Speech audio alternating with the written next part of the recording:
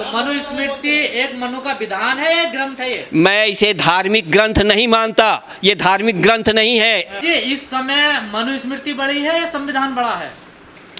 भाई। हम तो संविधान के हिसाब से ही चल रहे हैं अभी। मनुस्मृति तो हमारा अतीत है कि आपकी जीवन के हर एस्पेक्ट में शंकराचार्य को माथे पे रख लीजिएगा। हर एस्पेक्ट में आप शंकराचार्य को माथे पे नहीं रख सकते। आप उनका बात नहीं मानेंगे? किस चीज के लिए बात मानूंगा? कि वो कह रहे हैं अगर हिंदू रहना है तो आपको वो पूजा पाठ की पद्धति समझाएं, वहां तक मैं उनकी मानूंगा, उसके आगे नहीं मानूंगा। मैं कैसे खाऊं, मैं कैसे चलूं, मैं कैसे अपनी व्यवसाय करूं, उसके लिए मैं शंकराचार्य और किसी आचार्य का गुलाम नहीं हूं। सॉरी। जाति जनगणना को गैर जरूरी मान रहा हूं। इस पे जो संसाधन खर्च होंगे वो हमारे विकास पर खर्च होने चाहिए थे। फैक्ट्री बनाए जाने चाहिए थे, रोड बनाए जाने चाहिए थे, इनसे पुल बनाए जाने चाहिए थे। ये जो मानव संसाधन का दुरुपयोग है, मैं इसकी खिलाफत करता हूं। केवल राजनीतिक कारणों से आप जाति जनगणना करा रहे हैं। डर लग रहा है आपको जाति जनगणना से? आपकी पोल खुले। ऐसा है कि मैं 1% भी रहूं ना तो 99% से मैं नहीं डरता। क्योंकि जब तक मेरी मेधा मेरे साथ है, मुझे किसी से डरने की जरूरत नहीं। आप पे तो आरोप लगता है आपने किसी और को आगे नहीं बढ़ने दिया। मैं कहता हूं कि तुम सब आगे बढ़ो। मैं तो जब मुफ्त में बच्चों को बोलता हूं आओ पढ़ो, तो उस समय तो गार्जियन कहाँ चले जाते हैं? उस समय गार्जियन देखिए कहाँ पढ़ने देते हैं आप लोग? मैं तो कहता हूं कि मैं मुफ्त में शिक्षा देने के लिए तैयार हूं। मुफ्त में। किसने काटा था? किसने काटा था? आज से 10,000 साल पहले काटा। उसी के कब तक राग आलापेंगे? भविष्य में, वर्तमान में रहो और भविष्य में जाओ। अतीत से मत चिपके रहो। तो अतीत में बुरा करा आप लोगों ने? अतीत में जरूर कुछ गलतियां हुई हैं, बिल्कुल हुई, आई एडमिट। लेकिन सुधार भी और उसके परिणाम भी भोगे हैं। क्या परिणाम भोगे? परिणाम ये भोगे हैं कि आज योग्यता होते हुए भी आज मैं यहाँ वकालत कर रहा हूँ। मुझसे 25 नंबर कम लाने वाले लड़के ने IAS क्रैक किया और मैं आज यहाँ बैठा हूँ। तो आप क्या बात कर रहे हैं? होगी ना? क्या आप में योग्यता नहीं होगी? मैं उससे अयोग्य था। अगर सबको समान रूप से केवल योग्यता के आधार पर चुना गया होता तो मैं आज IAS ऑफिसर होता। आपने समान शिक्षा दी कहाँ किसी को? आपने समान अवसर? मैं तो कह रहा हूँ मैं मुफ्त में आपको शिक्षित करने के लिए तैयार हूँ। क्यों नहीं आते आप? कहाँ तैयार हैं आप? मैं तैयार हूँ। मैं तो खुले घोषणा करता हूँ। नहीं जाने देते हैं दलित को? किस मंदिर में नहीं जाते आप? कहाँ दोगे? आप अपने घोड़ी पर नहीं चढ़ना। आप पूर्वाग्रह से ग्रसित मत हो। आपका रास्ता कोई नहीं रोक सकता। किसी में इतनी औकात नहीं कि आपका रास्ता रोक ले। आप तो अभी भी घोड़ी रोक रहे हैं, आज भी घोड़ी रोक रहे हैं। घोड़ी जो बेवकूफ, जो वैसे 2-4 जाहिल हर जगह मिल जाएंगे। वो आपकी कौम में भी मिलेंगे, वो सब हर कौम में मिलेंगे। वैसे 2-4 जाहिल जो दूसरे की कीमत पर अपना विकास चाहते हैं। अखिलेश यादव मंदिर गए, उनका मंदिर धुल गया उनके जाने के बाद। किनके जाने के बाद? अखिलेश यादव के। भाई मैं नहीं जानता कि किन लोगों का काम है वो। कैसे इतिहास, कैसे योग के बारे में? मैं इतिहास में कभी, मैंने इतिहास में ये नहीं पढ़ा है। आप तो ब्राह्मण कह रहे हैं, मैं तो सब कुछ ज्ञात रहता है। आप तो अभी कह रहे हैं कि मैं बहुत अच्छा पढ़ा लिखा हूं। ब्राह्मण मुंह से पैदा हुआ मानते हो आप? क्या? मैं नहीं मानता। मैं नहीं मानता ये सब चीजें। ये फिर किसने बनाई ये कथा? भाई जिसने बनाई है उन लोगों से पूछो। अरे तो आप भी तो ब्राह्मण हैं, आप कह रहे हैं मेरे साथ धोखा हुआ है। मेरे साथ धोखा हुआ है मैं ये नहीं कह रहा। मैं ये नहीं कह रहा। मैं ये कह रहा हूँ कि पीछे की गई बेवकूफियों का खामियाजा वर्तमान में हम भोग रहे हैं। अब भुगतना पड़ेगा ना। अब हम ज्यादा दिन नहीं भुगतेंगे। पूर्वजों ने गलतियां करी तो भुगत लिया। हमारी पीढ़ी ने भुगत लिया। आप अपने बच्चों को थोड़ा ही भुगतने देंगे? हमारे बच्चे, हम तो बच्चों को ये भी नहीं कहते कि तुम किसी की जात पूछो, किसी के पास। हम तो ये मना करते हैं। कौन पूछते हैं जाति है? कौन लोग? ये लोग जो पूछते हैं जिनको इस व्यवस्था से आज की डेट में फायदा है। किसी भी काल में जात संप्रदाय का नाम वो लेते हैं जिसे इस व्यवस्था से फायदा होता है। जाति ब्राह्मण ने बताया 6743 जातियां। जातियां किसने बनाई?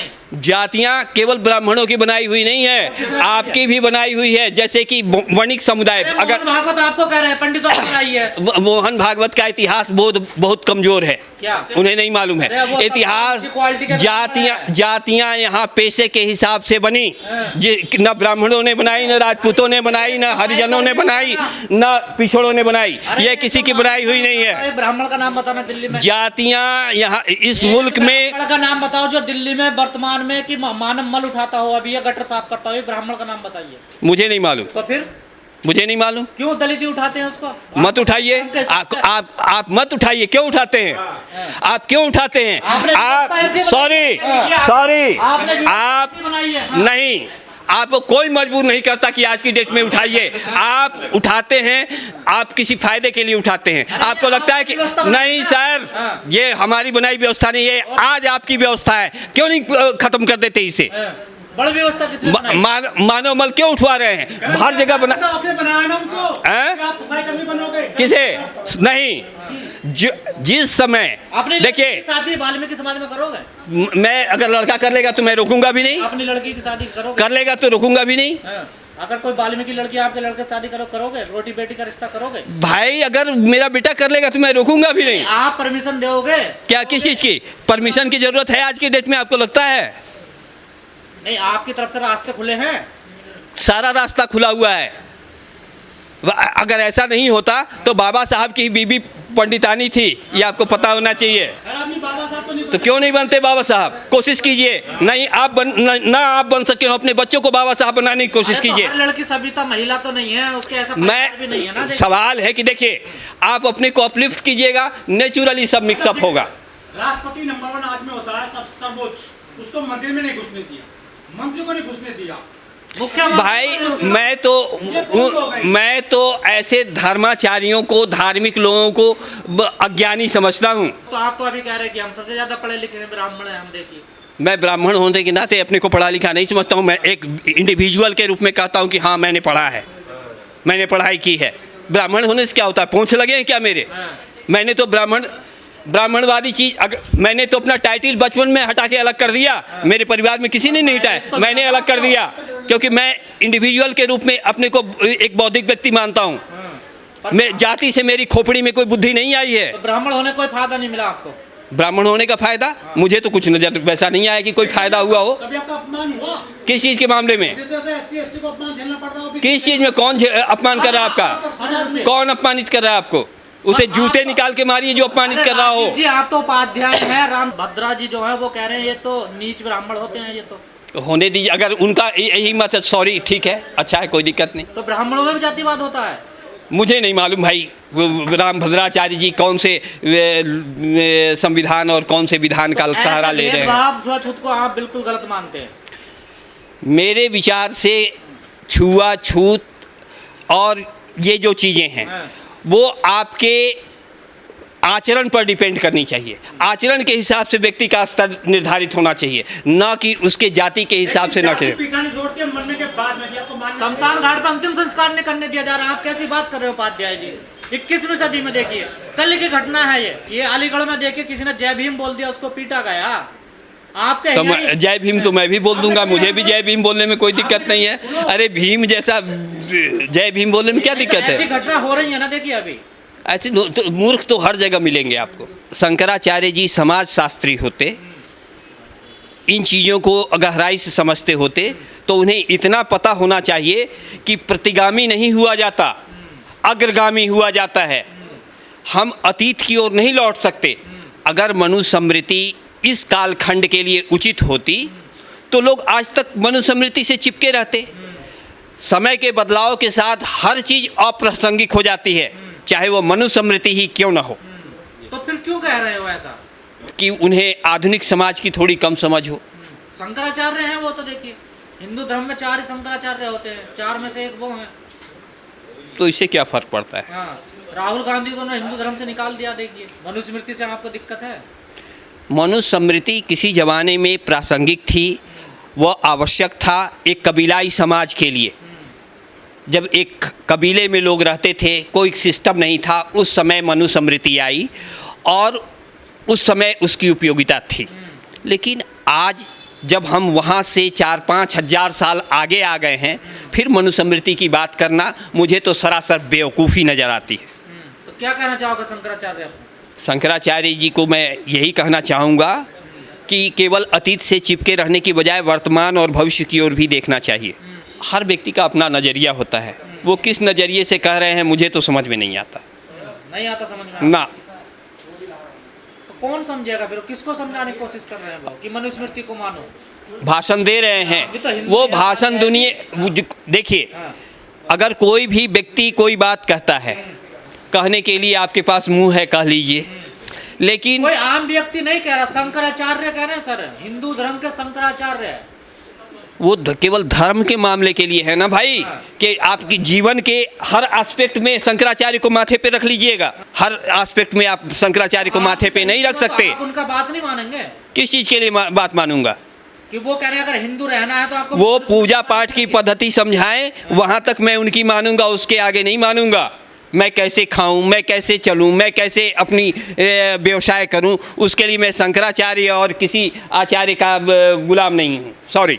गद्दी पे बैठे हुए हैं, पीठ पर बैठे हुए हैं वो लोग हैं। भाई पीठासीन होंगे, धर्म के पीठासीन है, केवल धार्मिक मामलों के लिए ही वो बोलने के अधिकारी हैं, उससे आगे उनको नहीं बोलना चाहिए।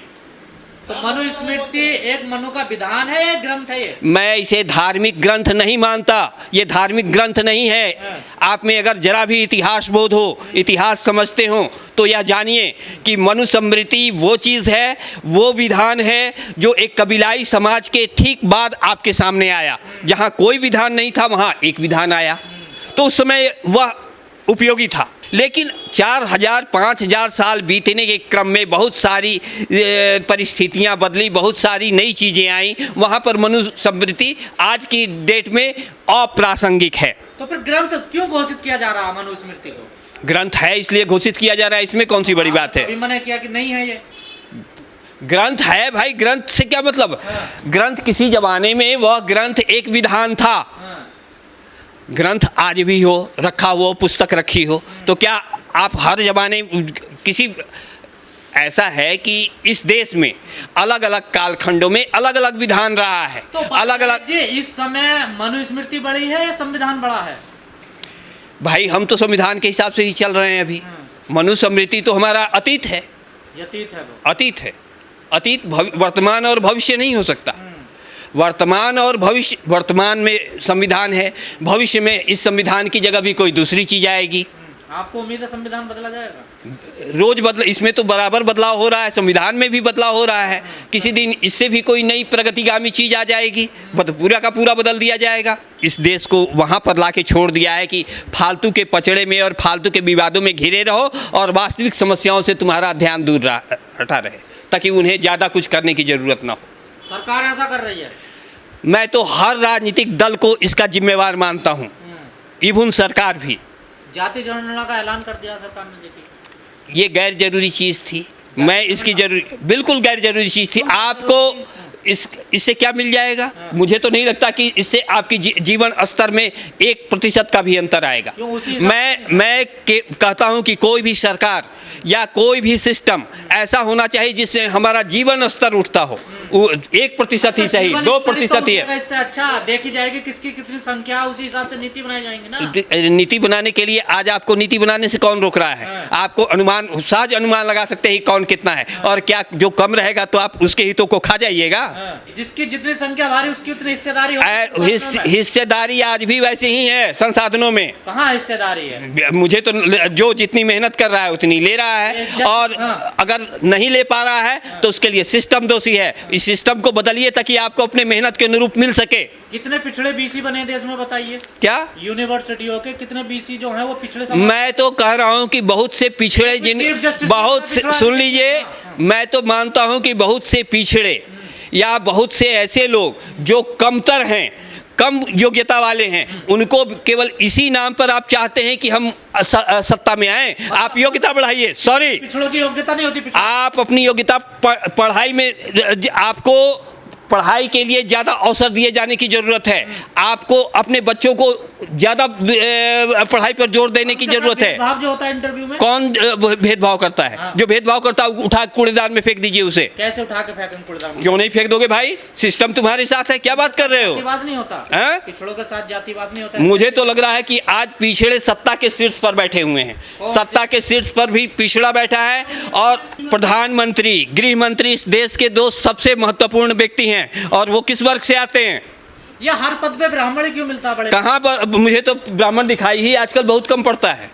मैं तो अपने कोर्ट में ही देखता हूँ, इक्का दुक्का ब्राह्मण नजर आते हैं। पहले अधिकांश लोग थे, अब खत्म हो गए धीरे धीरे। तो ब्राह्मण देश छोड़ गए क्या अब? नहीं, और अब उन्हें भाई तुम किनारे हटो, हम हमारे पिछड़ों की बारी है, इसलिए हमें आगे करो। तो जाति जनगणना का आप विरोध कर रहे हैं? मैं